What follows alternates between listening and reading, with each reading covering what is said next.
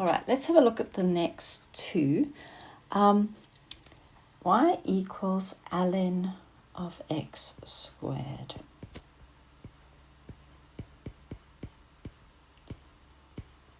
Now this is different to C, where we had ln of x squared.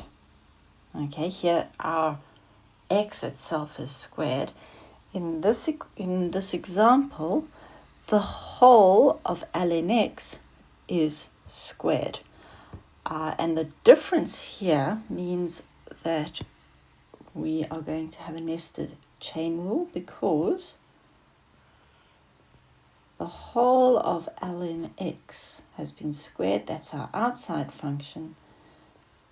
But because ln x is a function of x, we also have an inside function which has to be derived using our chain rule. So we're going to say, using the chain rule, so y dashed will be, so our derivative of our outside function will be 2 ln of x, and then I'm going to multiply it by the derivative of my inside function, which is 1 over x, and my solution will be 2 ln x over x. All right, let's have a look at E. So here we have y equals ln, log base E is ln, 2x plus 7 over 5x minus 2. I want to talk about the two different ways that you can approach this question.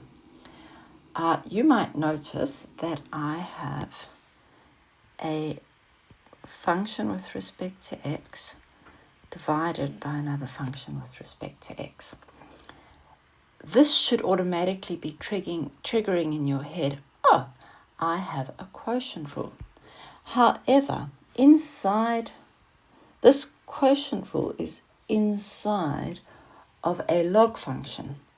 So I've actually got a nested chain rule over here, where my outside function is ln of this function 2x plus 7 over 5x minus 2. And then I'm going to have to then multiply that by the derivative of my inside function, which is a quotient rule. And this can get really, really hairy, and it could take you half a page to a full page of working. However, and you would get to the right answer. However, if you notice, and I'm going to write it neatly again, y equals ln of 2x plus 7 over 5x minus 2.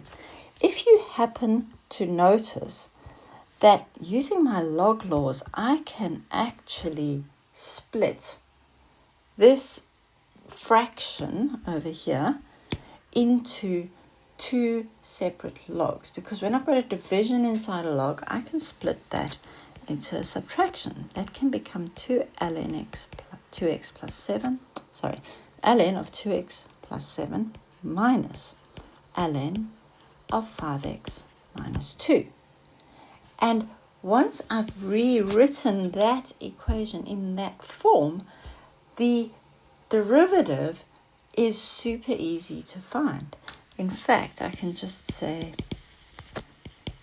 using the chain rule, so y dashed will be, well, it'll just be 1 over my function that's inside of my log, 2x plus 7, multiplied by the derivative of the thing inside, so times by 2, minus 1 over 5x minus 2, multiplied by 5, and I can tidy that up a little bit.